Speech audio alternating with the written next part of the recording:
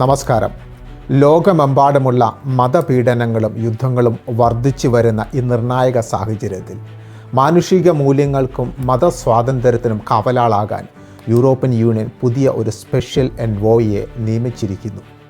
Promotion of the freedom of religion or belief outside European union.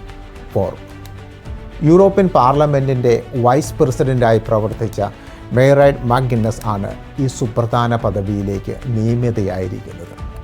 കഴിഞ്ഞ 16 മാസമായി ഒഴിഞ്ഞു കിട്ടുന്ന ഈ സ്ഥാനത്തേക്ക് മെയ്റൈഡ് മക്ഗിന്നസ് എത്തുമ്പോൾ അത് വലിയ പ്രതീക്ഷയോടെയാണ് ക്രൈസ്തവ ലോകം നോക്കിക്കാണുന്നത്.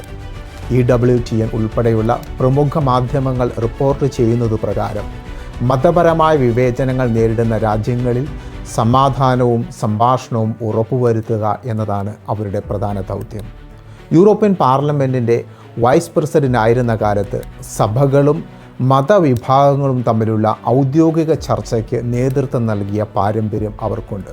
ഇത് ഈ പുതിയ ദൗത്യത്തിന് കരുത്തേകുമെന്നാണ് എല്ലാവരും വിശ്വസിക്കുന്നത്.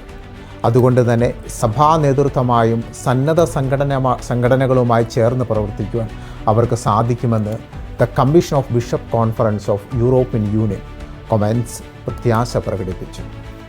നൈജീരിയയിലെ ക്രൈസ്തവർക്കെതിരായ അതിക്രമങ്ങൾ, സിറിയയിലെ മതന്യൂനപക്ഷങ്ങളുടെ അവസ്ഥ, വിവിധ രാജ്യങ്ങളിലെ മതപരിവർത്തന നിരോധിത നിയമങ്ങൾ തുടങ്ങിയ ഗൗരവകരമായ വിഷയങ്ങളിൽ മെയ്റൈഡ് മക്ഗിന്നസിൻ്റെ ഇടപെടൽ നിർണായകമാകുമെന്ന് ക്രൈസ്തവ ലോകം പ്രതീക്ഷയോടെ നോക്കിക്കാണുന്നു.